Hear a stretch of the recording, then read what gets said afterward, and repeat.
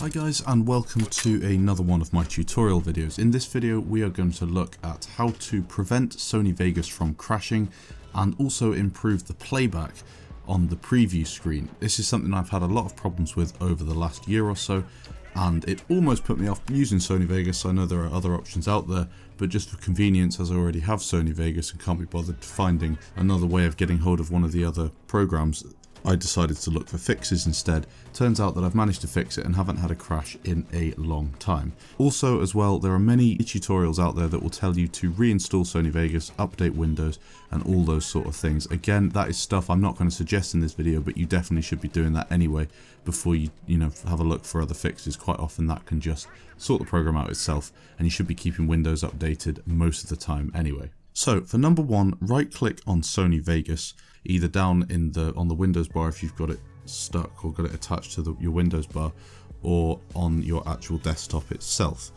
What you want to do is right click and then go to Properties, and you will find that there are a load of little tabs on the top. You want to go along to the Compatibility tab, and then you will notice halfway down the page there is something that says Compatibility Mode, and you want to tick that and then obviously pick the operating system that you are running. I'm running Windows 8, so I click on Windows 8. If you're running Windows 10, you click Windows 10, etc, etc. This I found caused, without this my Sony Vegas was crashing a crazy amount of times. It was just unbearable, but with this on, I found that Sony Vegas didn't crash anymore. So for me, such a simple fix. I don't know if it will work for all of you, but that's the first one you should be doing. Click apply, and then we'll go on to step number 2. What you want to do now is on Sony Vegas, once you have it open, go to options along the top tab, and then at the bottom of that drop down menu you'll see preferences. If you click Control Shift on your keyboard and click preferences at the same time, don't just click preferences, you have to have Control Shift held down because it opens up a special tab inside the preferences options. You click on that and you'll notice that in the top right there is a little tab called Internal. If you click on that one, and at the bottom there is a search bar, what you want to search for, you should just type in enable multi, that's all you should need to type in, and then it comes up at the top. You want to change them to the settings I have at the minute and change the value to false. Enable multi-stream render is on false, and enable multi-core rendering for playback is on false. Now you'll notice that top one, the default is actually true, and I've changed it to false, and that has fixed, again, another problem. Not really too sure what it does, but I think some complications in Vegas, because it's just not a very well optimized program, will lead your Vegas program to crash. So if you change that to false, that should sort that problem out for you. Again, click apply and OK. For number 3, again, you want to go to options and preferences. No need to hold down Control Shift this time, and you want to go for the video tab. Now there are a couple of things that you can do on this video tab to help playback, help dynamic RAM rendering or preview rendering, and also prevent a couple of crashes. What I'd suggest you do first is you can change your dynamic RAM preview to, I think it's usually on around 200. You can change that up as much as you want. Now I've tried all sorts of different values, and I suggest you do the same, but for me 400 is absolutely fine. Now what a dynamic preview is when you highlight a part of your video, and then I think you click Shift B, and it will render that small part of the video for you so you can watch it back in your preview at best quality. And this helps if you've got a computer that's maybe not great at actually playing back the video for you, and you just want to watch like a crazy bit of editing you've done, or a transition or something that's maybe putting a bit too much of a demand on your PC. So that's a way of doing that. So you put that number up to, you could put it up to 4,000, 5,000, something like that, but it won't let you go over the amount of RAM that you have available on your computer. And also bear in mind, if you run other programs in the background, as well as Sony Vegas, you're going to put your computer under a lot of stress. So it's not really a good idea to fiddle with that too much. So I suggest you find the optimal number for you. For me, I'd never need more than 400 because my PC can run the preview in the background fairly okay as it is. Another thing you can do is under video preferences, you can turn your GPU acceleration of video processing off.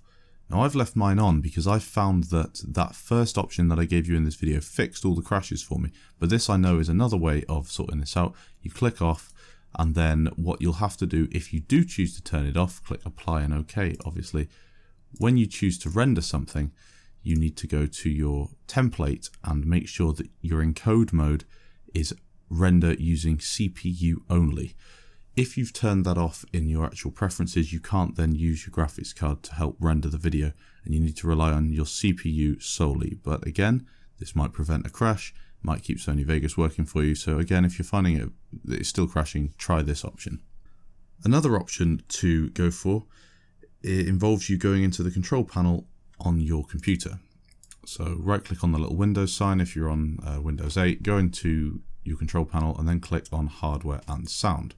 You then want to go to the power options tab and you want to click on change when the computer sleeps. There are a couple of different options depending on what Windows mode you're on. I think Vista or something different. I don't know if anyone will still be on Vista, but I think it's change when the computer sleeps, and then you go to change advanced power settings. There might be another way to get into that tab itself, but that's what you need to be on. You then go down to processor power management and just click the little plus sign, and then you want to click on maximum processor state.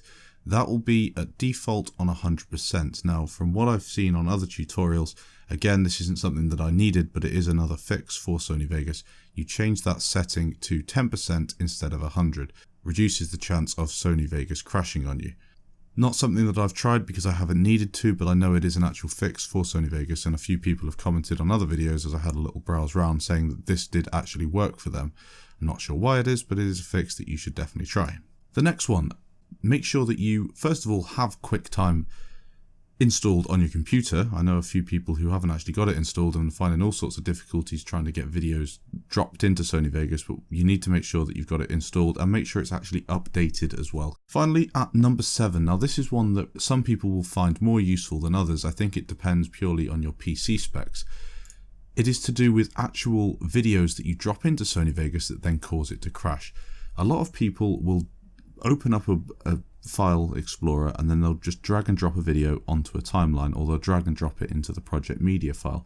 On some computers that might almost overload Sony Vegas and cause it to crash, so you go instead to file and then import media, and then you go and find the video that way and drop it in. That might work, it might prevent a crash for you. And also, once you've dropped your video in, don't click or spam or open another program. Just let the video load into Sony Vegas, and when you drop something in, the audio has to sort itself out as well. If you just leave it without doing anything else, without clicking play, without doing a thing, just leave it to load in, that might again reduce the risk of you actually having a crash with Sony Vegas. The most important ones from this video were definitely the first couple of tips that I gave you. That fixed it for me. The rest of them might fix it for a few others. If you do have any questions, leave them down in the comments. If anyone from this community can, help anybody out who has any of the issues, I'll try and help you out as well, because I know how much of a pain it is trying to get your Sony Vegas to work. And check out the other videos in this little tutorial session that I'm having this last couple of weeks. I'll pop them on the screen for you now, just for your own interest. Thanks again for watching. I'll catch you in the next video.